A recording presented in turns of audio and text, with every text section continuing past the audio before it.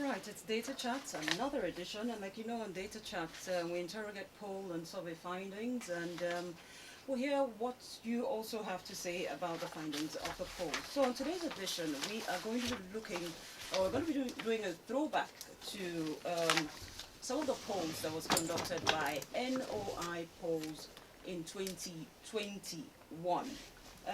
NOI polled a number of topical issues in 2021, and a lot of these issues cut across various sectors of the economy, from gender to human rights to health, elections, and a few others. You can actually check out our poll topics on our website. That's www.noi-polls.com. www.noi-polls.com. And yes, you'll get other polls that have been polled over the years. So on this edition of Data Chat, the CEO of NOI Polls will be doing a sneak peek of a few topics that were polled in 2021, and we're going to get his submission on a few of the findings from those polls. So today we're going to have a quick one, so we can have time for a lot of the discussions that we're going to be having across various sectors and different topical issues. So we have with us the CEO, NOI Polls, Dr. Chike Wangu. Dr. Chike, you're welcome. Thanks, Nelly. Happy to be here. Good to see you. So finally, we dragged him here. Anyway, we're going to be talking 2021 polls. Like I said, we did a lot in 2021. We're going to be looking at a few of them and just get his submission on them and see what the findings of the polls are about. It's still Data Chat on We 106.3 FM Abuja. We 106.3 FM Data Chat, sponsored by NOI Polls Limited. So we're looking at, we're going to start with the NYSC poll. This was one of the polls that was conducted in 2021. The NYSC scheme came under serious scrutiny in 2021 with calls, for the scrap or temporary suspension of the scheme, which was originally set up to encourage cultural integration in Nigeria. This actually necessitated a poll which, to gauge the opinions of Nigerians on salient issues about the scheme. So aside whether or not Nigerians wanted the scheme scrapped, the poll actually looked at benefits of the scheme to core members.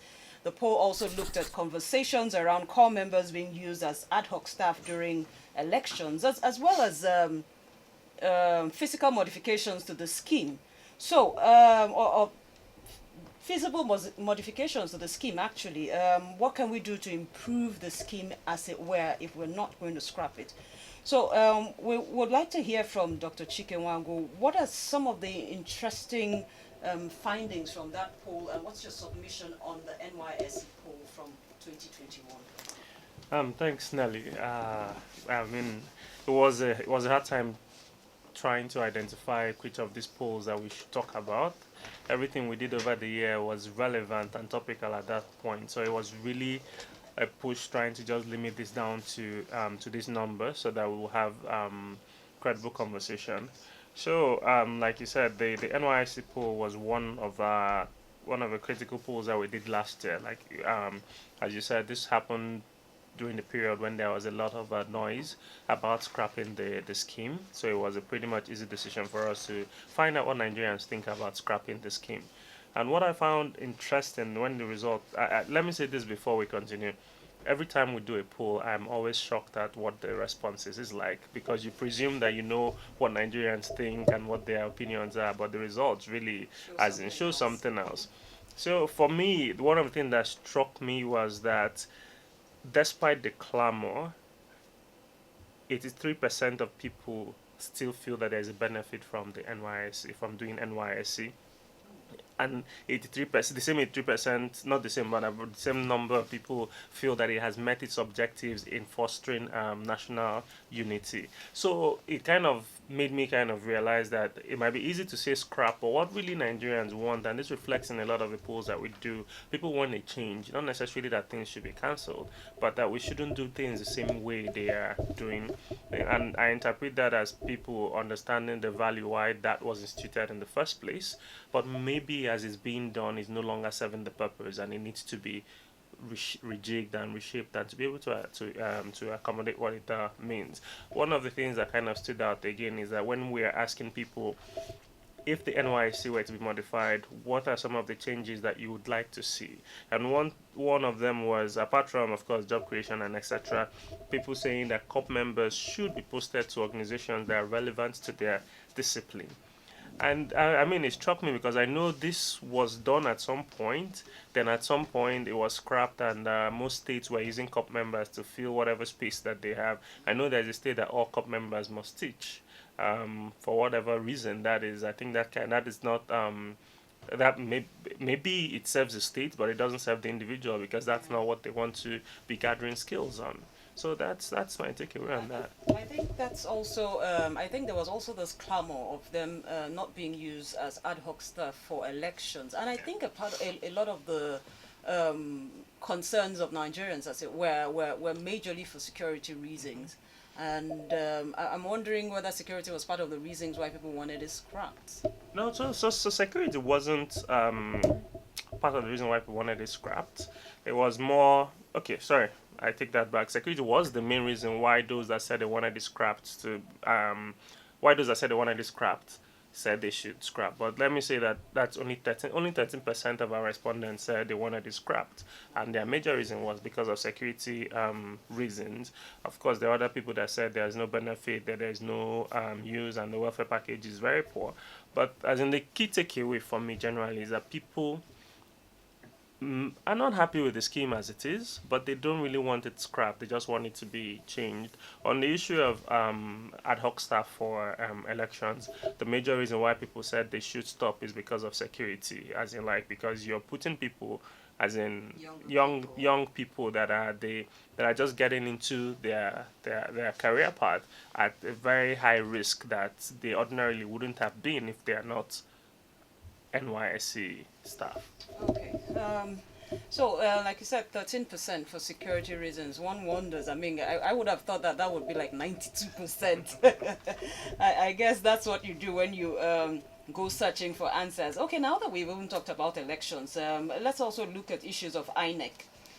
The INEC continues. There was a poll conducted still last year by NOIPolls, and it was on the INEC continuous voters registration. From what I see from the poll findings, 63% of the respondents say they already have their PVCs. There were also issues of levels of awareness of the registration process among Nigerians, issues of physical and online registration rates across various regions. And I looked at the rates. It was actually quite extreme at both ends for those who physically registered and those who registered online across across regions. Also, the issue of I think basically that was what it was about. So to give us a summary of the findings of that poll and what your submissions on the INEC continuous voter registration poll was about. Okay, there's a particular section of the poll that was important because we had asked questions about electronic transmission of results, which was it was the in thing with regards to the electoral bill reforms. So yes, speaking specifically about the continuous voter registration, publicity wasn't as much as it was, but I'd like to say that this poll was done in August of 2021, around the period when the process kind of kicked off. And another interesting from our poll is the numbers we had from our poll really tallied well with the numbers that the INEC website quoted as those that have gone through the process at that time. But my takeaway from that INEC poll that we did again is those things that shock you from what you think Nigerians want. We had asked a question specifically asking, do you support the use of electronic transmission of election results during election?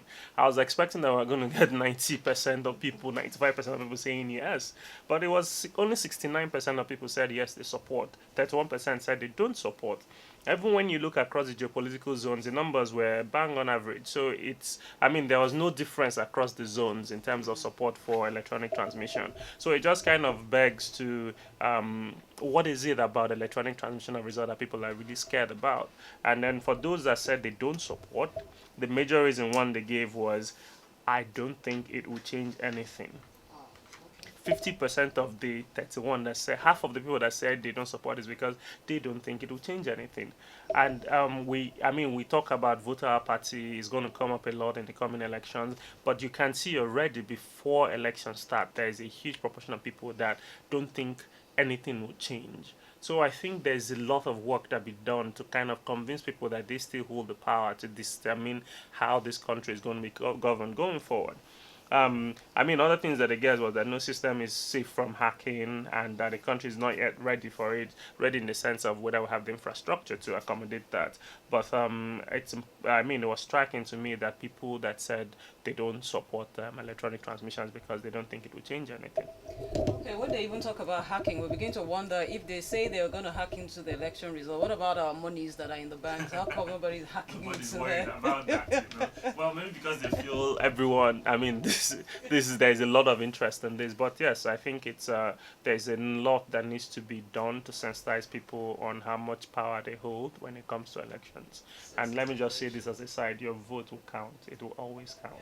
If you want to join in on the conversation, you can call us on 0817 687 2132. I'll take that again, 0817 687 2132. You can also reach us on 0817 687 2134.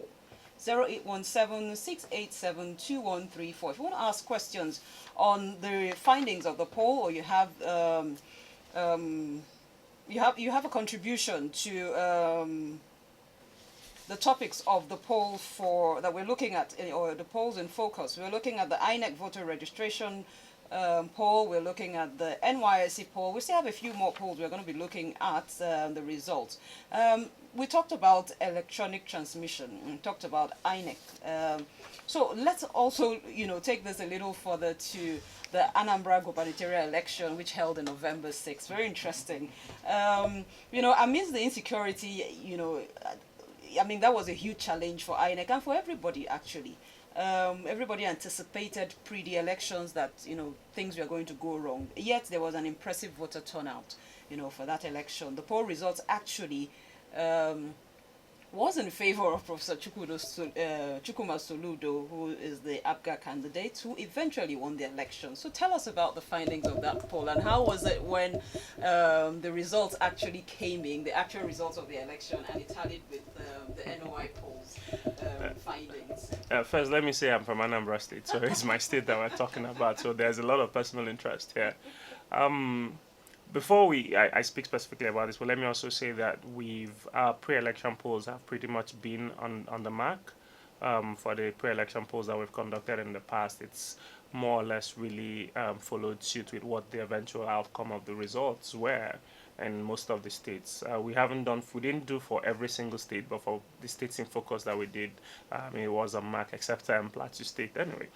But the reason for doing this poll was we all remember how much heat was going on in the state before the election.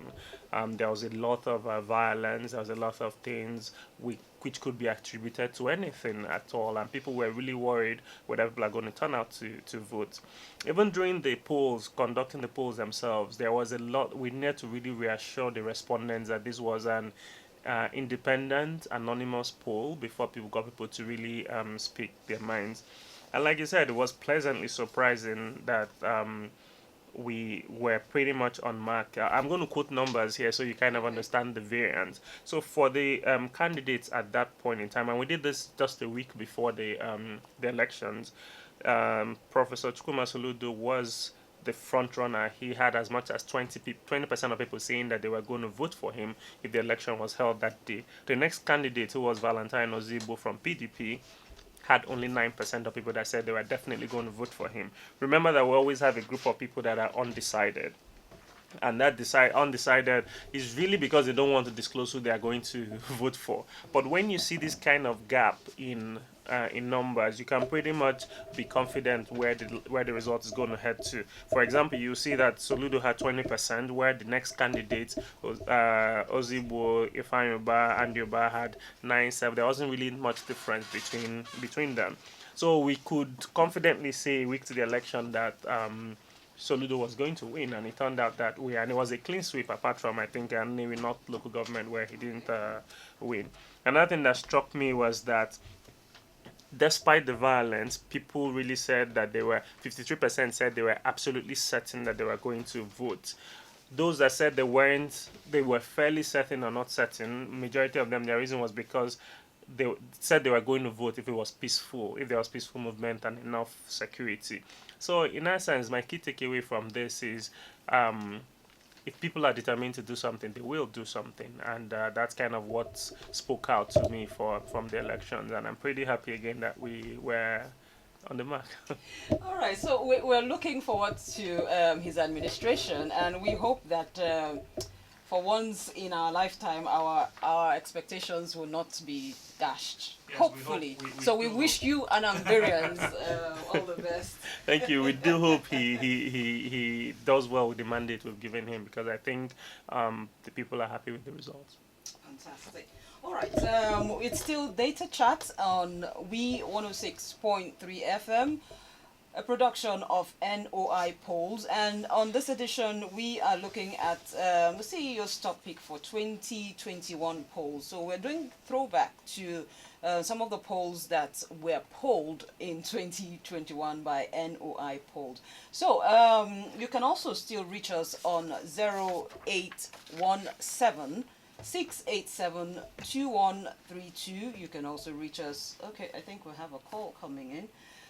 You can also reach us on 0817-687-2134. The network seems bad. We seem to be losing a lot of the calls. Okay, let's look at health. Malaria is actually a global health burden, which is actually responsible for. Okay, let's see if we can take this call just before we go on. Hello. Hello. Good afternoon. You're welcome. What's your name and where are you calling from? My name is Hussein. I'm calling from Warren. Okay, so let's hear your take. Okay. I think you guys are doing a very good job. But my question is, you keep trying to bridge the gap of getting the voices of Nigerians.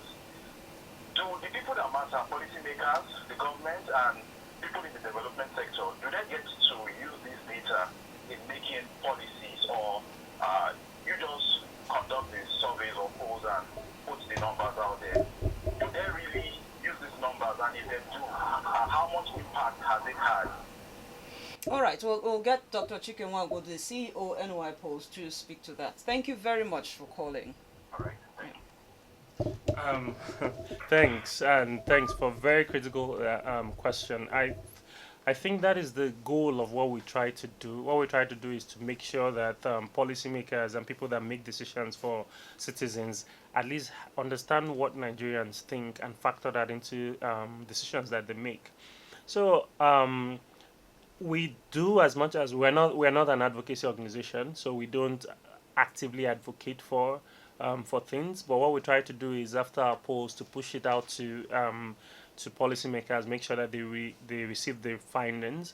We also try to make sure the findings are easy to understand so that they can see where things can happen. So yes, and I'll tell you I'll give you a very recent example of where our work has been used by policymakers, and I wouldn't go so far as in the COVID response by the government. I'm speaking particularly about the Presidential Task Force on COVID at the very beginning of the pandemic, when they had to enforce things around the lockdown, when to enforce it, when to take it off, how to manage the effects of the lockdown. Most of those decisions were informed by the polls that we did. And if you do go back, you will find out that they quoted some of the numbers that we produced at certain points. I can also point out because we also have a poll that we track on a regular basis, which is the availability of power. Yeah, we do that on a quarterly basis, trying to gauge how much power people have had. So that has actually come up with NEC following through to try and ascertain the distribution of power across the country and the effects and how that kind of relates. So I agree with you. The point of this is to make sure that people that are making decisions have this information and actually use it. If you want more information on the previous polls, you can check the NOI website. That's www.noi-polls.com. www.noi-polls.com. So that's you get all the data that you want on various topical issues. All right, let's look at malaria. Like I said before, it's actually a global burden, and it's actually responsible for high death rate, especially amongst children, amongst pregnant women. So the 2021 theme of the World Malaria Day was reaching the zero targets, or reaching the zero malaria target. One begins to wonder if this is actually achievable. Can we achieve reaching, that kind of reach? Okay, let's take this just before we wrap up. Let's take this other call. Hello. Hello, good afternoon. Good afternoon, you're welcome. What's your name? Where are you calling from? Oh, my name is Tony. I'm calling from Asokoro. All right, Tony, let's hear you. Yes, I think I'm really following up on your data, and the analysis is really pretty good. And I've been following your pre-election poll for some time, especially as when the run-up to the election in 2015. I see a lot of those releases which have actually come true the way it was predicted, or will I say forecast by the data you have. And then your CEO just talking about the one happening in that just happened in Anambra State. Yeah. Okay, how are you looking at this now? The stakeholder, understanding the fact that we are in election year, and then some people want to test their popularity and see how the water really favors them when they want to dive into it in terms of election and that it's happening in their own state or wherever constituency they want to come in from. What if they are vested in getting to have this done for them if they want to contact the organization for this? All right, Dr. Chike would respond to that. Thank you. Thank you very much, Tony. All right. All right, thank you. I'll wait and hope to listen to your response. All right, then. Thanks, Tony, right? It was Tony? Yeah. Yeah, okay. Thanks, Tony, for the question. Yes, of course. It's part of what we do. It's part of our business. If anyone is interested in doing candidate acceptability or trying to test how people in his constituency perceive him as a candidate, that's something that we can do. And they can reach out to us on... You either send an email to enquiries@noi-polls.com, or you can call our office number at 09-290-4162. So either you reach out to us at enquiries with an enquiries at noi-polls.com, or you can give us a call at 09-290-4162. Or you can also use the second number, which is 09-291-4877. So we're happy to do that. And let me also say that this upcoming election is going to be interesting because there is really no front runner, no clear-cut candidates in the states or at the federal level, given that almost every state is going to have, in fact, almost everywhere is going to have a new administration, as in with second terms up and all that. So we'll be expecting your call, Tony. All right, we're wrapping up. I'll just take the email address again. For those of you who would want to reach out to NOI Polls, it's enquiries@noi-polls.com. NOIPolls.com. The polls has S at the back of it. Enquiries at NOI-polls.com, and you can reach us by phone on 0929041162. I'll take that again, 0929041162. You can also reach us on 0929148877. On a very final note, Dr. Chike, let's look briefly at malaria. Is zero malaria target achievable? And also, what does the poll finding reveal on issues of prevalence, on issues of symptoms, and even prevention methods for malaria? Very briefly. Okay, so very briefly and very straight to the point. Malaria is endemic in Nigeria. It will take a lot of effort for us to get to zero malaria in the country.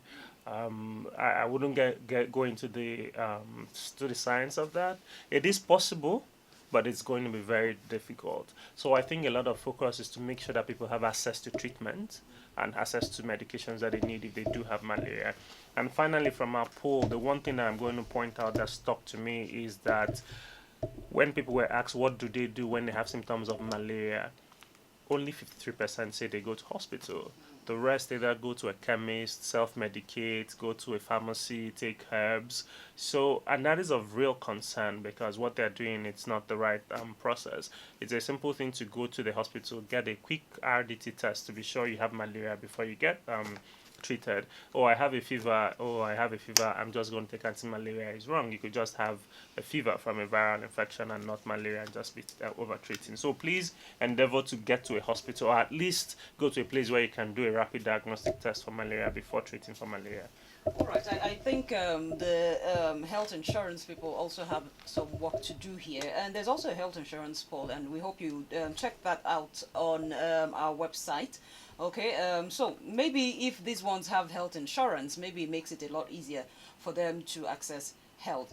This is the most we can take on today's edition of Data Chat. Dr. Chike, thank you so much for being a part of this today. It's my pleasure. Thank you. Yes. So it's the CEO Peak edition, and we got to look through a few of the poll. Join us next week, Wednesday, 2:30 p.m. as we interrogate the findings of yet another poll. You can also check us out on our social media platforms at NOIPolls. You can also access today's edition and all other media recordings of topics, various issues on our platform at NOIPolls podcast. Okay, we have a podcast where we have all our media engagements on, so you can also check that out. So from the entire staff and management of NOIPolls, do have a fantastic day. I am Nelly Ohuche.